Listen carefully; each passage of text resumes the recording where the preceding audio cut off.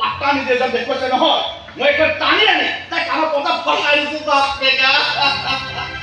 এইবাৰ ভাল খবৰ এটা নুশুনাকৈ থাকিলে হ'ব নেকি আচলতে মানুহবোৰে হিংসা বুজিছ হিংসা আৰু বেলেগৰ ছোৱালী তোৰ দৰে পঢ়া শুনা চোকা নহয়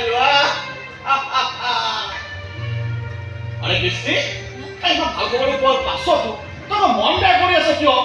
আজি কাইলৈ বৰকৈ মনত পৰিছে আজি তেওঁলোক থকাহেঁতেন যে কিমান ফূৰ্তি পালেহেঁতেন ফূৰ্তি কৰি আমি আছে নহয় আমাৰ কথাটো পাতে ৰুদ্ৰ খুৰাক চাইছোঁ গাঁৱৰ সৰু সৰু ল'ৰা ছোৱালীবোৰ লগত লৈ একেবাৰে উত্তম নৃত্যৰে ঘূৰিছে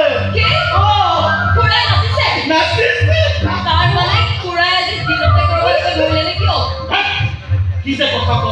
আমাৰ খুৰাই ৰাতি 10 বজাৰ আগত মালক ভাগিয়ে পোৱা নাই আৰু ৰাতি 10 বজাৰ পাছত খুৰাই এদিনো ভাল নিদিয়াকে ঢাকা নাই বেলেগ চিন্তা কৰি বুজিছ তোৰ মৰমতে খুৰাই একেবাৰে মমবাতি হৈ বনি থাকে একেবাৰে গাঁওখনে ঘোষণা কৰি দিলে তোৰ খুৰাই গুৱাহাটীলৈ নি এনে পঢ়াব এনে তই ঠিকেই কৈছ মইনা ৰুদ্ৰ খুৰাৰ দৰে মানুহ থকাৰ বাবে হয়তো মোৰ দৰে অনাথ